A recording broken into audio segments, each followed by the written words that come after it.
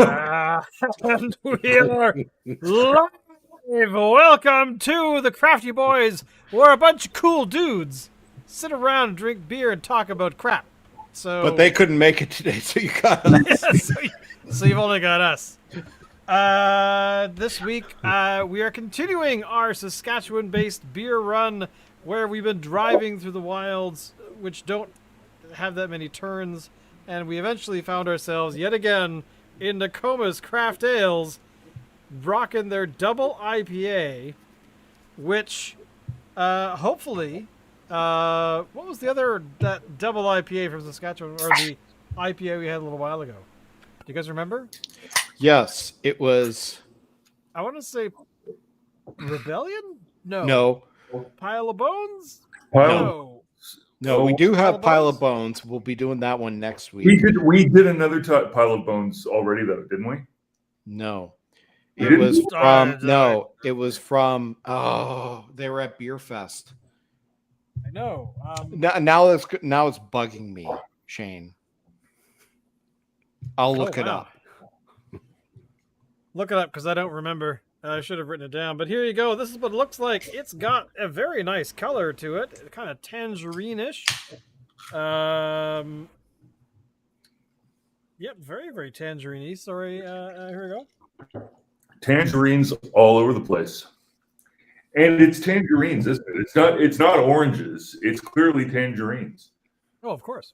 Oh, wow, that's nice. Oh, wow. The scent is amazing. The olfactory experience. The olfactory? Okay, I gotta get the glasses here. Let's see what it says on the can. Oh. Unfiltered, unpasteurized, keep cold, drink heavily, fall down.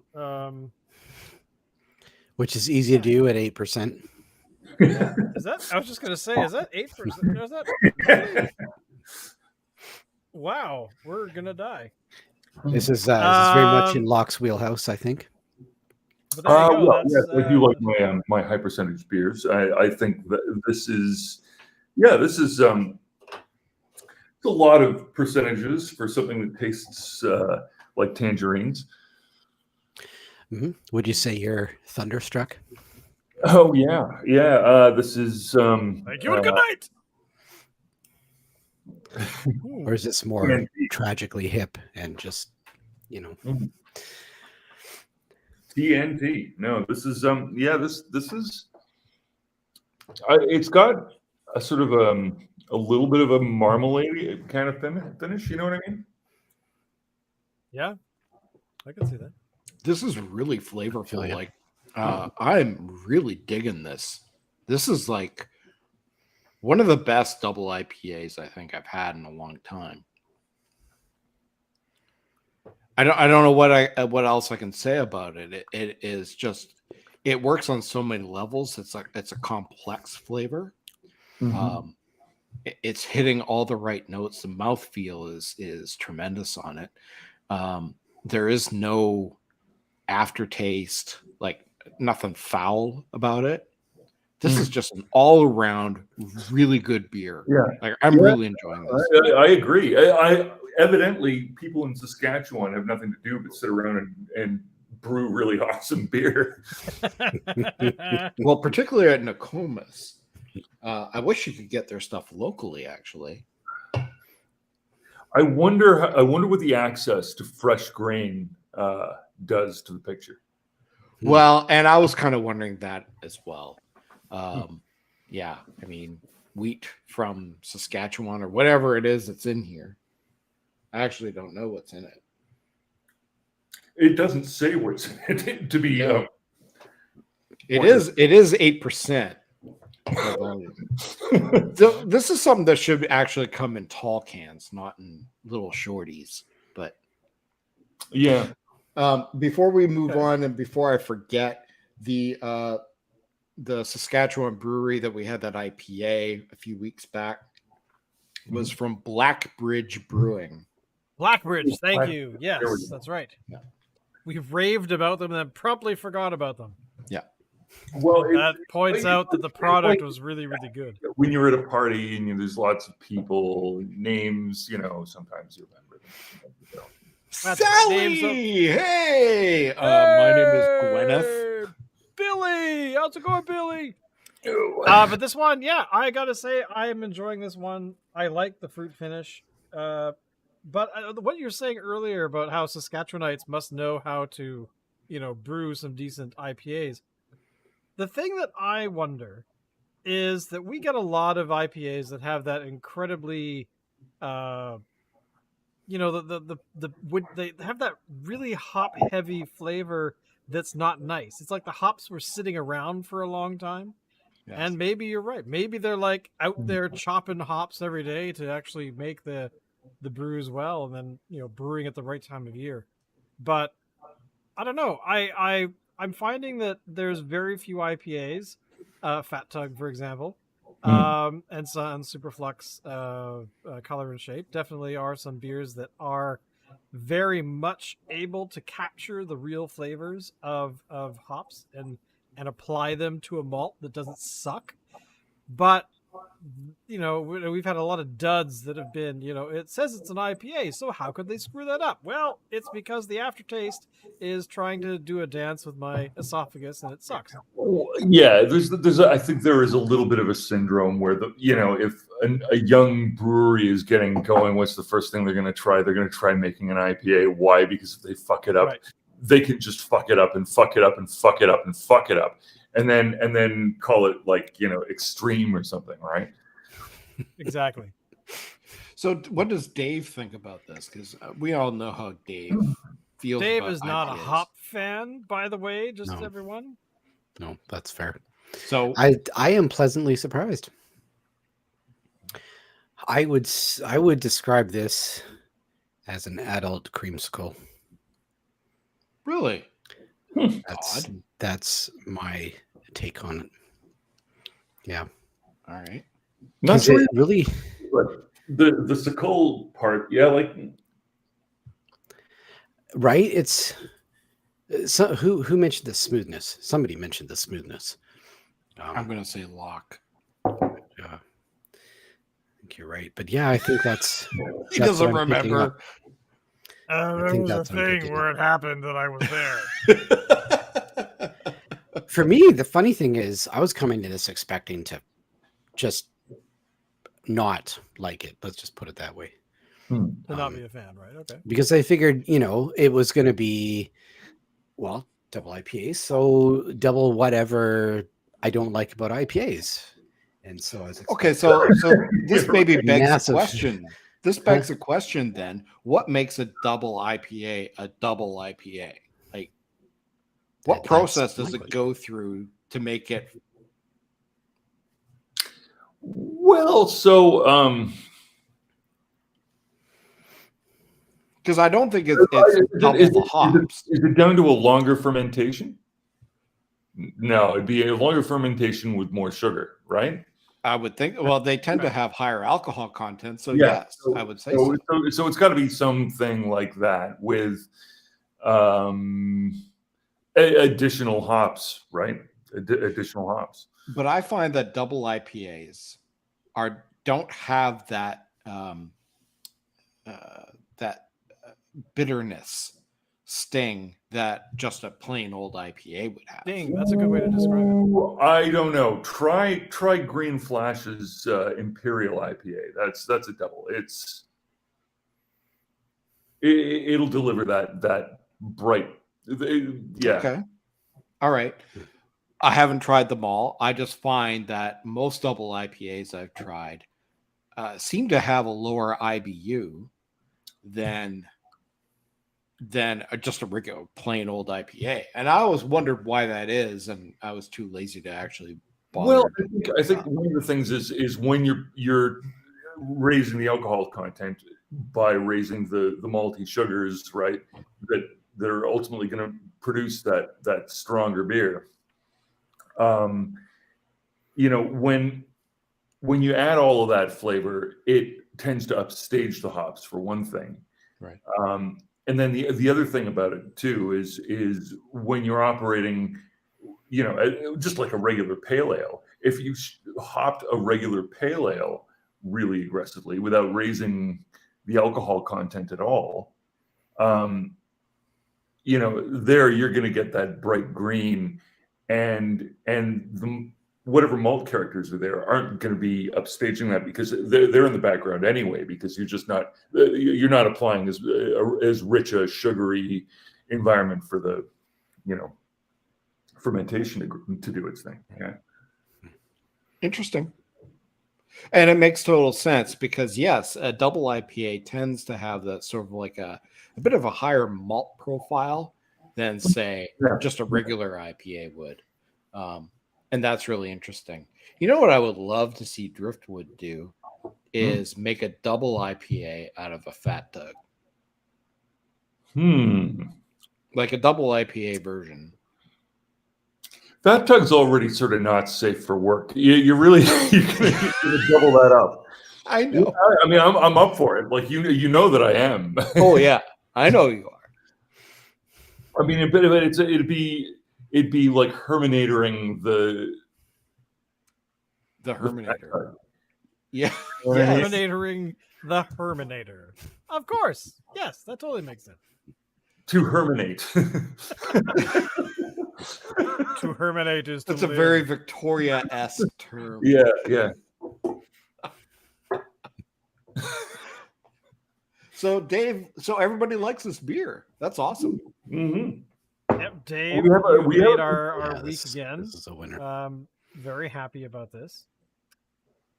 So Dave, would you say that this is the best beer you've had in 2 years? In a long time.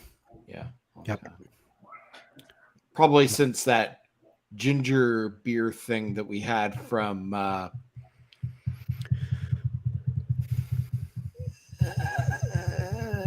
British Fentimans. Fentimans? You sure it was Fentimans? Because I'm pretty sure it was Fentimans. Because remember when I was doing the pop stuff, right? Yeah. And Fentimans is sort of a herbal pop thing. And I'm pretty sure I did their ginger beer at the time. Maybe it was the Crabbies. I don't know. Whatever. We have done the Crabbies. The Crabbies, Jesus, wasn't that years ago? Yeah, but I thought we did a Fentimans one too more recently. But maybe I'm wrong. Some of the beer that we have is pretty potent. So, and I'm now I'm almost in my senior years now. So, hey, give me my prune mush. Somebody change my diaper. All right, let's move on. Shane, speak before I do again. I will now speak. It is my turn to world.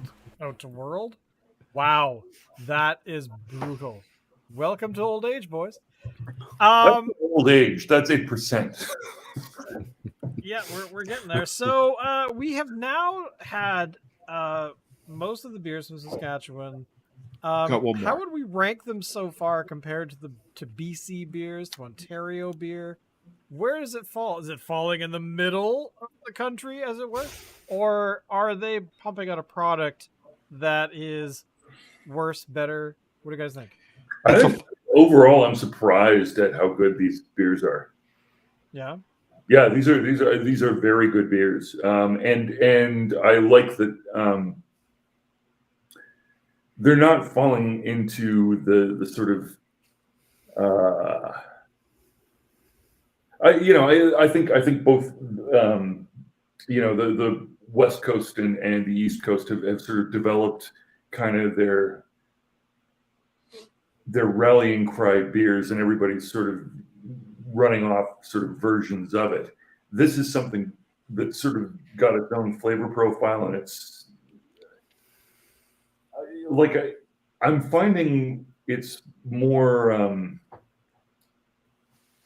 It's like there's a broader palette of styles and flavors. You know what I mean? Like they're not all trying to do one thing.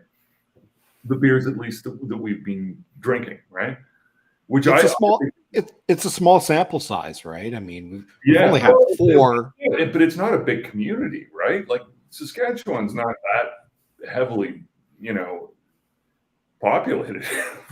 You know, compared to here, yeah. Yeah. So it's interesting that they're doing something that's, I think, really sophisticated. Yeah, I'm not going to say surprised.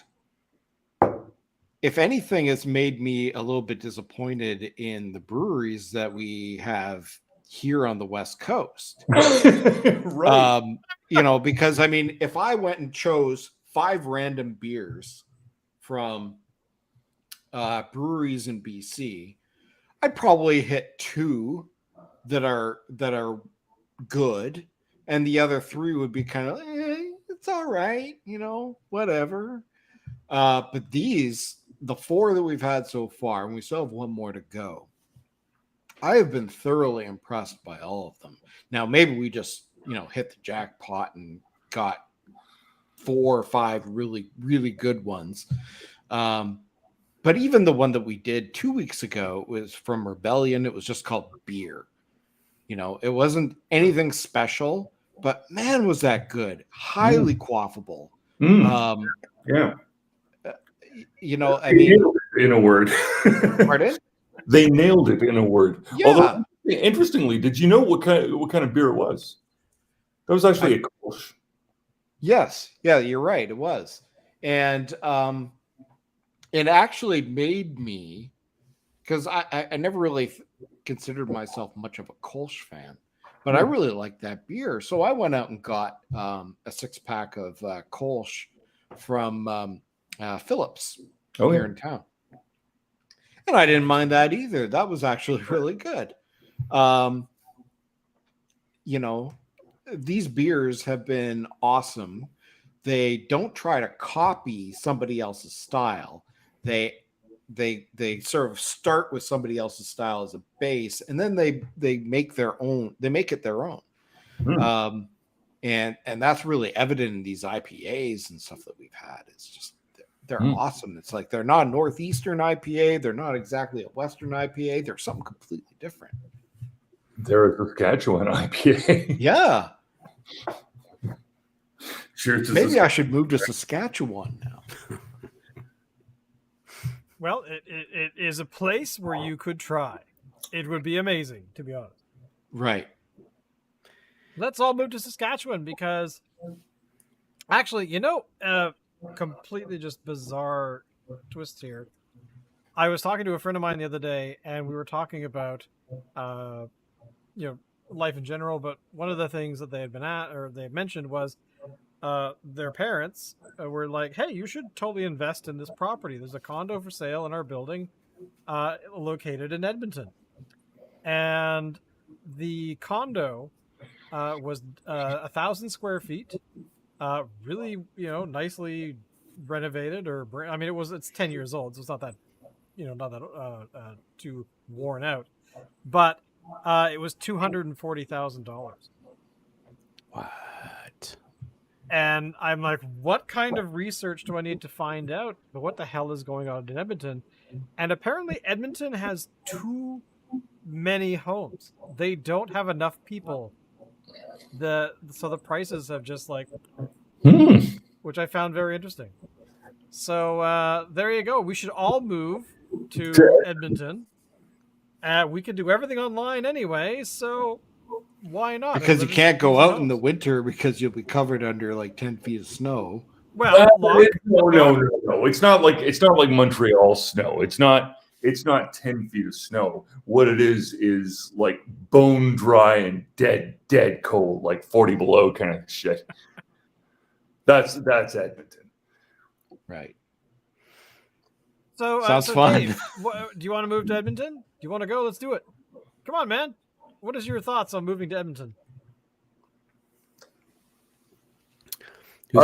Before, yeah, I mean, I guess the problem I've got is if any occasion in which I'd look at moving to Edmonton, I'd probably end up in Calgary. But homes in Calgary are not like that, because I actually looked. Yeah, well, homes are like, that's an interesting point. Where you could commute every day, buy a house in Edmonton, just commute to Calgary. Yeah. Split the difference. You can You can get a place in Red Deer. Yeah, well, exactly. Yeah, I was gonna say, hey, go halfway. Yes. I'd consider moving to Edmonton. Yeah. You know, if the cost of living there is so much cheap, I mean, gas. You know, look, It's now way now that the pandemic's over, you know, like I gotta say, I take a water slide to be a quality amenity. I'm like, I like me a water slide. So if that's going on, then yeah. Did they have water slides in Edmonton? Oh my God, yeah, yeah. West Edmonton Mall. Oh yeah, that's right. Yeah, and they have that awesome. I don't know if it's still there because it was like probably like 30 years ago that I went, but they had like this awesome wave pool. Yeah. I remember there was this pirate ship Mm-hmm. in the middle of it, and then they had like submarine rides. Yeah. Yeah. Right. So, Well, so I'm who has just been to West looking- Edmonton Mall recently? Out of Recently, us? oh god, I Like have me, not it's been been there 30 since years. The the last 80s. time I was in West Edmonton Mall was 2014. No. Okay, so that's pretty recent. So my question is, I mean, malls are kind of having a tough time over the past 10 years. Well, I wonder, how is West Edmonton Mall faring? Well, you know, I mean, it's sort of like one of those fucking things where it's like, yeah, okay, it's a fucking massive mall. So, you know, so what that means in practice is there are not one but two Foot Lockers. Yes. You need 2 Foot Lockers. You know what I mean? Well, and that's what I noticed about it when I was there. Like the shopping wasn't any different from any other mall. Yes, it's absolutely ginormous, but it would have more than one of every store in there. Right. Because you couldn't walk the whole thing. It's not like, say, Mayfair Mall in Victoria where you could do like 10 laps around the whole thing in 20 minutes. Which But it has mini golf. yes. Yeah. It's more like an amusement park than it Yeah, is. exactly. Yeah, it is. And that is why I guess I like it. I wish more malls were more like that. You know, like I always liked the entertainment mall concept. Commercially crass, yeah, that's why I like it. You know, like it's Blade Runner. You know what I mean? Like as much mall as mall can be, right? And you know, so things like Metrotown, right? Yeah, like I love that kind of like over the topness about it. To find something equivalent, you got to go to casinos everywhere else in the world. For some reason, Canadians just do that with malls. Can I share with you guys something that I have discovered on YouTube recently, and I just keep watching them and I can't get enough of it. There are Is it porn? no on YouTube. Come on, I saved that You have for not for dug the into other. YouTube enough, then apparently. On YouTube, there are channels, and I don't know what they are specifically, but they show sort of like mall scenes from, like, say, the 70s and 80s, and they play the Muzak soundtrack that they would play over the speakers when you're shopping in the 70s and 80s. Oh, Sorry, wait, what? Yeah. So you can actually go on YouTube and it'll play like the music that they would have played in supermarkets, malls, all that kind of stuff in the 70s. And they show you, it's like sometimes like video of people shopping in a mall in the 70s, or just still shots of malls from the 70s. And it's pretty Oh my cool. god, this is hilarious. When shopping malls had panache. That's Nice. one of the ones. do you remember the 80s horror flick Shopping Mall? The With 80s the what? killer robots. Oh yeah. Killer Robots, yeah. Yeah, Chopping Mall. I gotta say, definitely one of my. I consider it a horror classic. If I if don't I were to remember really, this. you've never seen Chopping Mall? Oh man, I don't think Chopping so. Mall. Well, essentially, Chopping Mall is a really terrible film in terms of storytelling and whatnot. Um, it's kind of like somebody decided they wanted to try and have a crack at Dawn of the Dead and missed by a mile because they became obsessed with fake robots that looked cool on screen. Yeah, these robots. We totally have to have these killer robots. Okay, all right, sure. Um, yeah, it's I mean, it's one of there is my. I have a there's a lot of fond place for that film in my heart. yeah. There's some pretty awesome like mall damage. There is which mall damage it is one of the for mall damage nothing can beat the Blues Brothers, but True. mall damage you gotta love some mall damage, and Oh, then Ted's Excellent Adventure. They did some good mall damage in that yeah, one. Genghis Khan. I mean, he totally he tore Oshman's sporting goods. What's the phrase? Yeah, okay, I know exactly what you're talking about. Anyway, sorry, keep going. yeah, no, I like yeah, Chopping Mall. It's also I think I always kind of thought the wasn't the I'm trying to remember how the romance angle worked. Was it but there was one, wasn't there? In Chopping Mall? Well, there was kind Wasn't of the guy like trying in the background he was trying to meet this girl kind of thing or something? something like that. It was I mean, all it has been a number of one of years those, since it I've was seen one of it. those films that like it came out about the same time as the 80s sort of teen rom-com was invented, and so there were I think a little bit of elements of that in there as well. But anyway, I'm just gonna bring up a poster of it so that 80s cinema. Dave and Alan have an idea of what we're talking about. Because it actually it had some of those actors in it that you kind of had you saw them a million times all over the the 80s. Right. Here we go. They were always in sitcoms and stuff as in a guest starring role, but you never actually knew who they were. So here we go. I'm just gonna bring this up on the screen here, just so that Dave can really appreciate, the Chopping Mall. Half off is just the beginning. So Yeah, there we go. buy or die. die. But yeah, it's one of those films that, I mean, ultimately, it was a thing, and it happened, and after a short period of time, no one cared, and it happened, and after it happened, no one really cared until probably a good 20 years later, and people were like, "What the hell is this thing? This is awesome! What is it? Who made this? How did this get made? There were What the tons hell?" of like low-grade slasher films that were made in the 80s. Yes, That there's some quality viewing and all of that. Chuds. And not very quality, but awesome nonetheless viewing.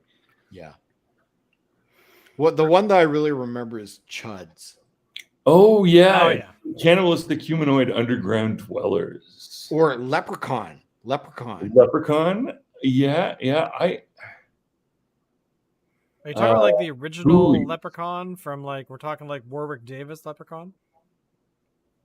I don't know if Warwick Davis is in it, but maybe. I'm gonna look it up because I think that's the one with Jennifer Aniston, isn't it? It was a horror flick, and there was a sort of a thematic critique of like a thematic critique of factory farming, and Really? like all the food was turned green or whatever by the leprechaun. Yeah, Jennifer Aniston, Warwick Davis, 1993, Leprechaun. Oh, wow. Yeah, Really? That was 93? Oh, I thought it was Yeah, way that- earlier than that. Locke, aren't you Um, thinking of Soylent Green? No, I'm not. I'm thinking of Leprechaun. possibly. Hmm. Because I think Warwick Davis was in several of those. I'm just looking it up to see. Oh yeah, they made like multitudes of like Leprechaun 1, Leprechaun 2, Leprechaun 15. Yeah, here we go. Leprechaun, Leprechaun 2, Leprechaun 3, all like 1 year each of like Yeah. 93, 94, 95. Leprechaun 4 in space. And then Leprechaun 5 in the hood. Leprechaun 6 back to the hood. And I'm pretty sure that must be the last one he did. I can't imagine they made any more after that. You never know. It does like Yep. it's surprising what's out there, but yeah, I think you've exhausted them. Although I had no idea, but he made it. Warwick Davis made a TV series called Dwarves Assemble. What? What the hell is that? You know what I think? I'm kind of maybe up. You think of a Leprechaun like miniseries, like HBO style, Okay. right? Like think of it like Chucky. Did you guys watch the Chucky I miniseries? did not. I'm aware of The it. TV series? No, I Well, haven't it's actually. it's pretty good.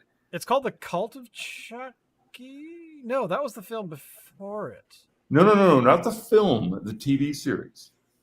It's That's what I thought the TV series was called, but then I remembered that yeah. the film before that, like the thing that led up to the TV series was The Cult of Chucky, which then of course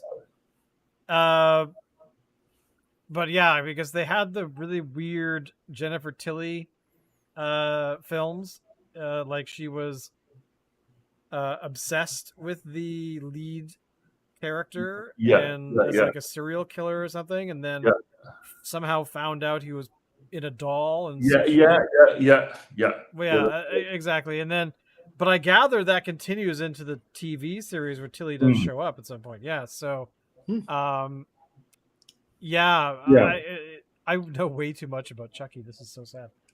But yeah, the best part about these entire films is you have somebody who wanted to start a film career that came up with an idea, somehow got the film made, and then it continued and continued and continued, and now you have people that have grown up, like what's his name, Brad Dourif, Worm Tongue from like the Two Towers and whatnot, from the Lord of the Rings films, but he was of course the villain from the first film, and he's been basically in every single film after that.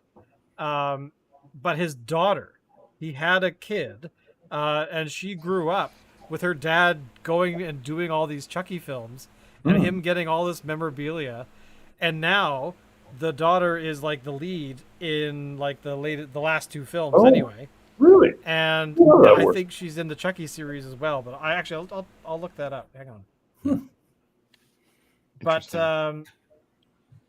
But yeah, and it's getting a second season, I understand. So yeah, she is in the series. Yeah, so basically, the best part about the whole Chucky thing is not the fact that it's just a ridiculous, horror film from whatnot. But oh, by the way, coming back from Cheers from Nelson Island. Hello, Julian. Hey. But is that you have this behind the scenes stuff that I think is far more entertaining than the films themselves. Some of the films are kind of they're whatever. The doll kills people and saw it once.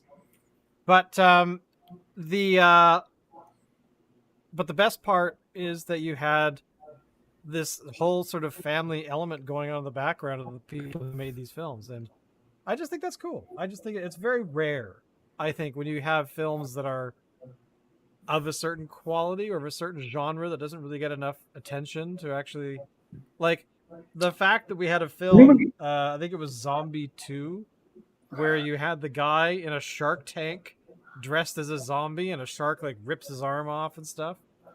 Like films like that probably wouldn't get made without some sort of involvement of CGI. But you look perplexed. Any of you seen Crime Wave? I don't Never think heard I of have. that. Crime Wave is early Bruce Campbell, No. directed by the Coen brothers, Oh, with, wait for it, George from Seinfeld in it. No way. Whatever that actor's name is. Jason Alexander. Right, yeah. That's kind of cool. Bruce Yeah. Campbell. When was that? That was, I don't know, early career for all of them. Oh, it's got Byron James in it too. It's one of those films that it's, you know, you'd be wrong to call it good exactly, but it's great at being what it is. That's the All thing right. is that you have all of these incredibly talented people that make films like this. Generally speaking, at the beginning of their career, where they are Jennifer Aniston in Leprechaun '93, like sort of her career was already on sort of on the way, but she did this film, and I suspect probably had a blast doing it. And then later on is like, yeah, I was in that movie. Well, Then I did Friends. Wasn't But, yeah. wasn't the first movie for Matthew McConaughey and Renee Zellweger was Texas Chainsaw Massacre, or one of them? Ted Raimi's in this film. Wow. That's not Sorry, I surprising. Speaking of Bruce Campbell, sorry, what film did you search? So I could swear it was a Texas Chainsaw. I've never seen it. Texas Chainsaw Massacre. One of them. I don't think the original one had starred Matthew McConaughey and Renee Zellweger together in both of their first ever roles. I don't know if I just dreamt that or what. Yes, this is true. It was a film released in 1995, so like a couple of years after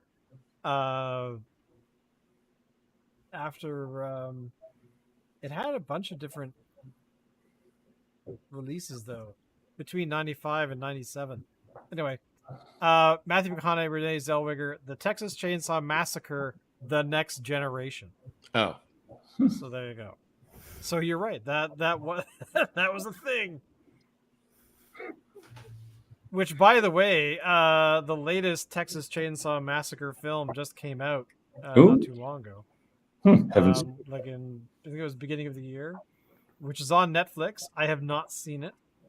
But essentially it is after the release of the film Leatherface in 2017, Lionsgate Pictures had plans for 5 more films in the franchise. However, the studio lost the rights due to the time it took to release Leatherface. Could you imagine like losing the rights? Because it's like Sony. If Sony went a little bit too long with Spider-Man, you know, then Marvel would have the rights back to that. Yeah. Actually, I was doing, speaking of film rights, I was doing a little reading on what it took to get the rights to actually make the latest Terminator film, Dark Fate. Apparently, it's just been a disaster because the companies that own these things have gone out of business like 5 times over, and they can't. Essentially, these things fall into developmental hell or rights hell.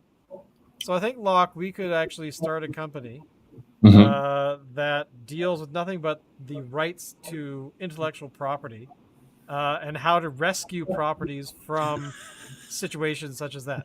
I think that would be quite lucrative. That is a real thing. I recommend that you read The War for Marvel.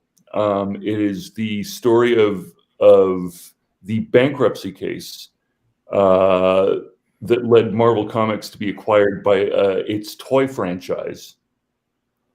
Interesting.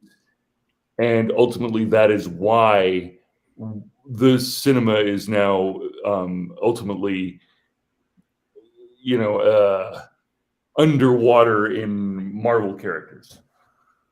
That is what happened, and it was a bankruptcy case, and it was a Chapter 11 matter. And what it shows is the flexibility with which Chapter 11 courts in the U.S. are prepared to work. And it was an interesting and in the end valuable decision, because clearly it was a successful model.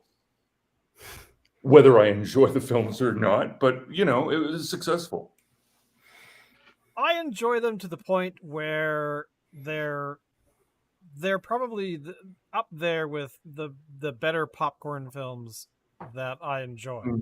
I don't watch them for the plot per se. I watch them for the spectacle. I also enjoyed the TV shows. Right now, I've been watching She-Hulk, which is actually not terrible. Okay, I'll take a look. There are definitely moments where you're like, I had not heard good things. I'm just really tired of superheroes.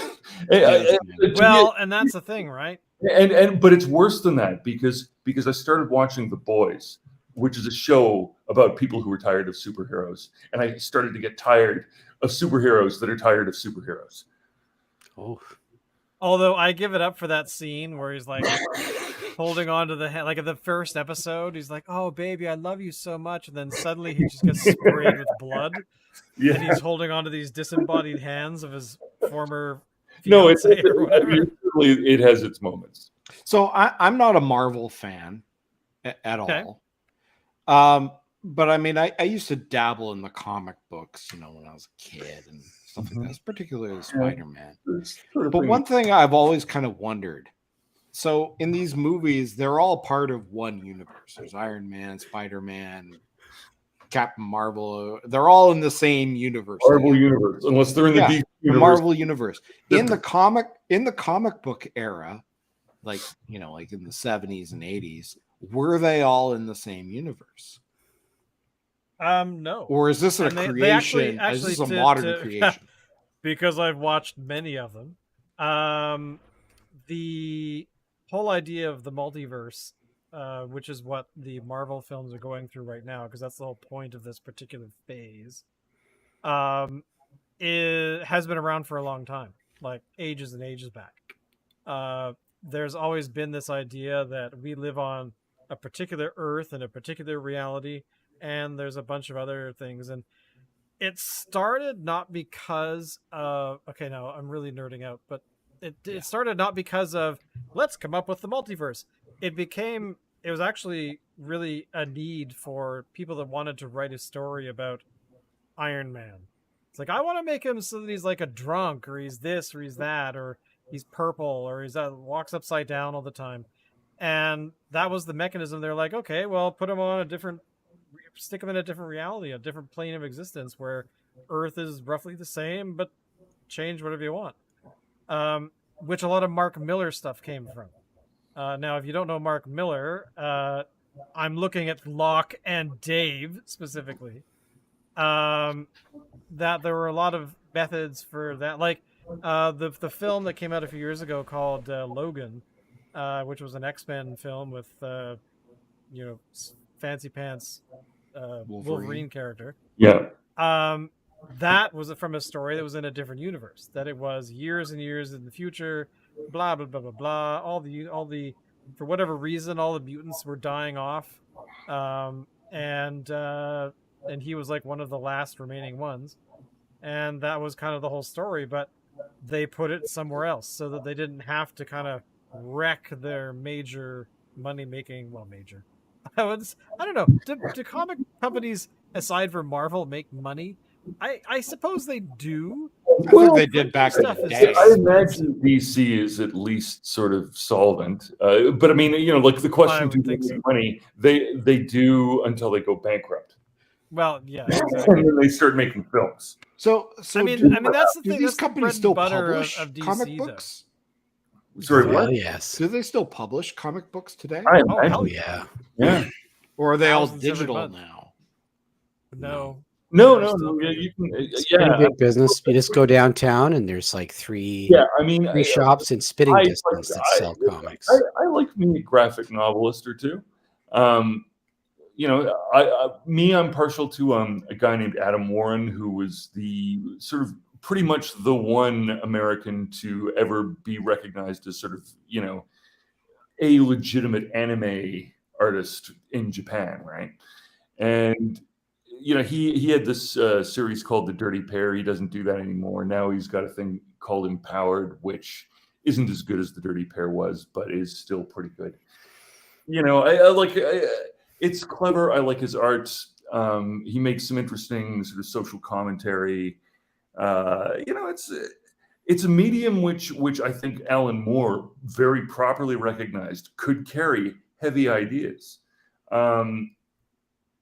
And you know, I would even go so far as to say that, you know, like Stan Lee came up with some, you know, stories that ultimately now form part of American mythology, right?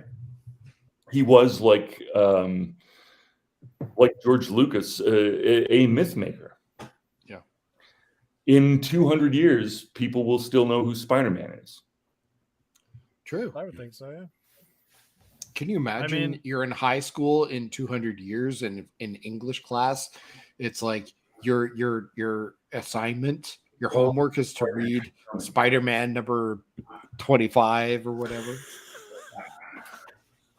The entire mythos of the Watchmen universe is, and the kids would be like, "Oh, do I have to? I have to read." You know, in 200 dinosaur years, what is stuff." high school really going to be like? It's going to be like, you know, jack in. I've got the thing in my brain. I know kung fu. They're well described, by the way, Shane.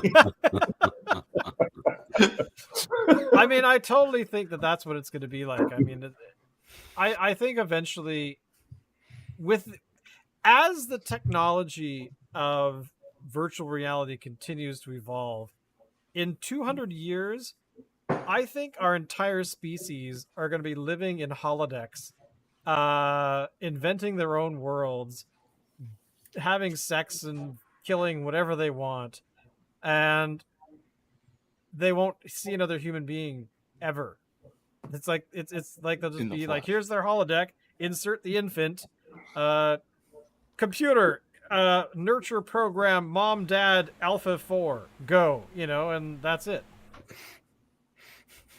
I mean, it actually does legitimately terrify me because I've spent way too much time on the internet and I've seen what people are like on the internet. And if we had the power of holodecks, our species is finished. Some alien race is going to come down, land on planet Earth, you know, 1 billion years from now, and it'll just be one big open field with no ocean anymore, with like a... it's going to be like Mars is today. Exactly, with a you know bunch what of I'm little saying? Maybe boxes that there are like is 10 people by on 10. Mars. You know? Maybe there are people on Mars. They're just in virtual reality. Yeah, well, exactly. That they're all jacked in, and because, you know, I mean, actually, there's a. I wonder if I can find it. Let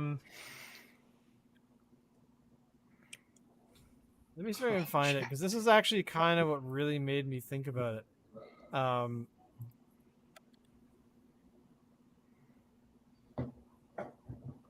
Gripping stuff, you audience. I know. Well, but, I can't find it that quickly, but essentially, there's this. There is a painting that was done with a person with VR goggles. They're in like a bombed out house, and they're jacked in, and they're emaciated. They haven't eaten in reality for a long time, and I just totally think that's what's going to happen. Well, no, they'll be jacked in, and they'll all be watching our show. Well, exactly. It'd be like, "Hey, how's it going? And welcome to the Crafty Boys. Drink beer." And and then and we'll be responsible for the extinction of the species. We've done well over 300 episodes of the show. We've got hours that they could just put on repeat. MASH is on repeat with 172 half-hour episodes. Some remote corner of the globe, and they're gonna play us at the prisoners of war. How to keep right now there human could be like race aliens docile. on Alpha Centauri watching us, thinking that this is humanity right here. Yeah, is this what it is? Oh Jesus! Kill them now! Send in the drones; they'll be there in 500 years, or 20,000, or however long it takes to get from Alpha Centauri to here, and vice versa. Dave, could you hurry up and invent warp travel, please? Just can you get on that? Because I know you're not doing much during the evenings. Thanks, man. I'll let you know by next Friday. Nice one. Excellent.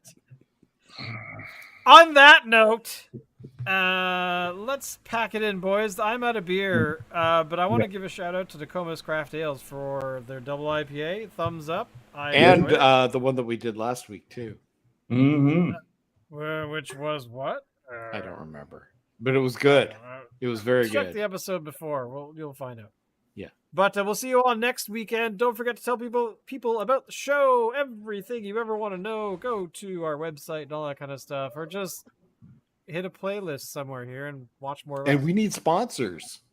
Yeah, we need sponsors. Somebody needs to start paying we us get to at do least this. 1.5 million views an episode. So come on, hop on the bandwagon. The Crafty girls ain't got nothing on us except maybe youth and slime or something, whatever And their books. show is about. I haven't actually looked at their show for a couple of years now. Me neither. But Locke, you look perplexed. I don't. Yeah, slime. Well, you missed all that. Okay. Oh yeah, maybe you were I'm lost. going to all the I'm time. going to a bit of that. Yeah. Long story short, before we leave, the Crafty Girls, their fans told us that we were copying the Crafty Girls, and we were like, "Who are the Crafty Girls? Is it women that drink beer? That's kind of awesome." No, at the time they were like 12-year-olds, maybe younger. That the popularity of their channel was that they made slime and put sparkles in it and stuff.